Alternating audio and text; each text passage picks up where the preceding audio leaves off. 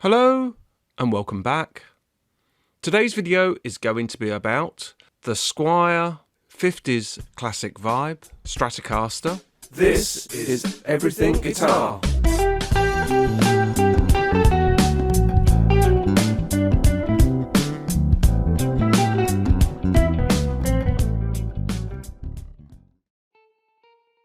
And what I'm going to be doing today is fitting another pickup to it. If you've watched my last video where I upgraded the Hank Marvin Squier, the Japanese one, I upgraded that to a much hotter pickup, and I'm going to do the same today, but I'm going to use a different pickup, this time by Seymour Duncan. So in my last video, I tried to get closer to the Hank Marvin sound using the Hank Marvin signature Squier Stratocaster that was made in Japan. But here today we have a red 50s classic vibe Stratocaster, and you can see by the look of the instrument that it is very much like that Hank Marvin type Stratocaster. So my interest today is looking at the stock pickups and just seeing if I can get that sound closer to that Hank Marvin sound. You know, in other words, it's supposed to be a classic vibe guitar. Can I make it more classic vibe than the cheaper price point than it was built to? Now in this instance I'm quite keen to keep the price down of the upgrades because I don't normally believe in upgrading a cheaper instrument. But in this instance I think that for less than, let's say, £100 or maybe $100, that if you can make a couple of choice upgrades, what would they be? Now, anybody who'd seen my original review of the Squier 50s classic vibe would have seen that I immediately upgraded the tremolo springs, the 3 springs at the back of the instrument, and I replaced them with Fender USA springs. They have a little bit more flexibility and would give me more of that Hank Marvin type vibrato sound. Now they're not very expensive to upgrade, and you would still have change after that to invest in a pickup, especially if you were to pick one up, say, on eBay, used but nearly new. And that's what I did here. I picked one up from eBay, and I picked the Seymour Duncan SSL 5 custom staggered single coil for Stratocaster. Now it's a hot single coil, or it's certainly on the hot side. So this Seymour Duncan is 13.41 kilo ohms, which is a massive difference to the stock Squier custom vibe pickup, which is 6.55 kilo ohms. Now, what we're expecting is, with more output, you're going to expect a little less top end. Judging by what Seymour Duncan say about them, look to be quite favourable in terms of the EQ, or the natural EQ of the pickup. So these custom staggered Strat pickups are built with hand ground Alnico 5 rod magnets. So they look pretty good. They're a very similar spec to the DiMarzio FS1 fat Strat pickups. So let's see what happens. So I'll start by giving you some tones for the original guitar, the original classic vibe, stock pickups, and then we'll switch to the Seymour Duncan pickups, and then later on we'll do a comparison with the Fat Strat pickups that I fitted in the last video to the Squier Hank Marvin Stratocaster. We're going to see what pretty much 2 identical types of guitars, how they're going to fare with the stock pickups against the upgraded pickups that are both very much in the same ballpark. So I hope you enjoy the demonstrations. You'll get the best out of this if you wear headphones.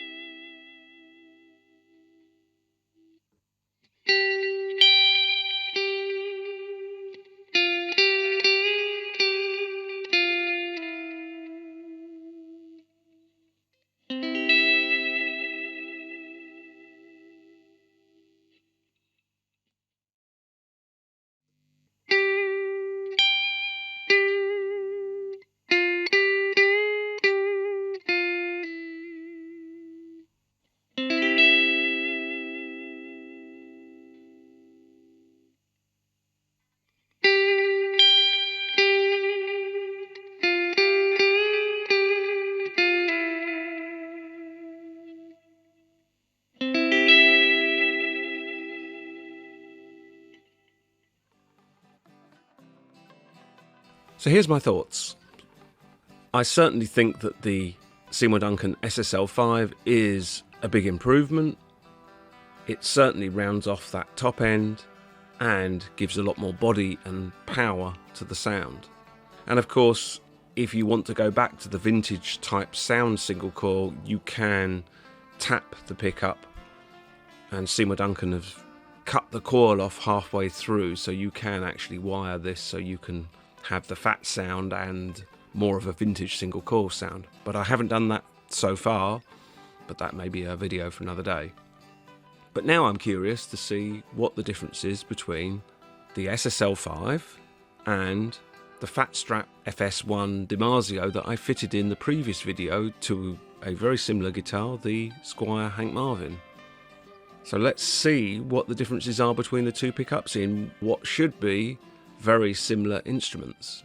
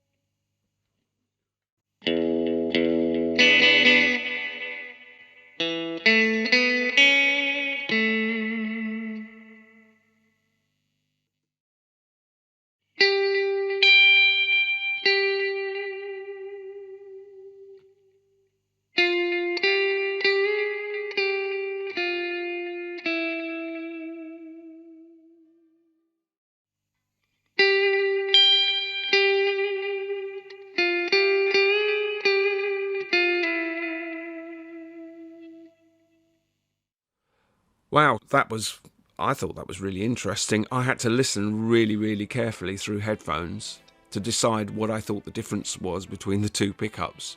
They were quite close in a way, but when I started to really listen, I was listening for the mid-range, for the bass, and for the treble. And then I started to notice the differences. For me, the FS1 had a slightly more forgiving, scooped mid-range, which I quite liked, and I could see certain tracks that would work really well for. And on the SSL5, I noticed that the mid-range was a lot tighter and more focused, slightly more pointed than the FS1.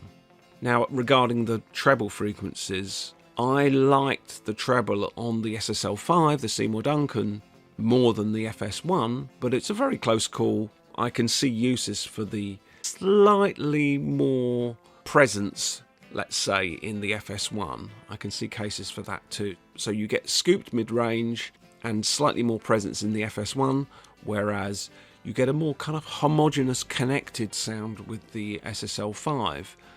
I can see uses for different songs using different guitars. There may even be a case with the FS1 of hooking up the bridge tone control. It's only a one-wire modification to the circuit, but it would be easily enough done. So you could, in theory, use the FS1 and for certain tracks, roll the tone off very slightly. You'd probably match the high end with the SSL5 in that way. Obviously, you can't match that mid-range. If you want the scooped sound, use the FS1. If you want the tighter mid-range sound, use the SSL5. That's just my opinion. Let me know what you thought, especially if you listened with headphones really carefully. Tell me which pickups you preferred. You know, maybe you're playing a different style of music. I personally am going to play Hank Marvin's music with these two guitars, so I'm trying to set them up as close as I can to the original sounds. Now, we have to take into account that the Shadows would go into the studio on a single day Especially on the second album, they went into the studio on a single day and would record one track. Now, if they were doing that, then you can imagine variations in the microphones, in the mixing desk settings, and the rest, just the circumstances of just miking up a guitar cabinet. That may account for the differences in sounds. Or maybe they were EQing and producing for each individual track and just choosing the guitar sound that would work for that track. So I'm left in the position where I'm trying to follow those sounds. So maybe it's an advantage having two guitars with two different types of pickups in them. It remains for me to say thank you very much for watching, and I'll see you in the next video.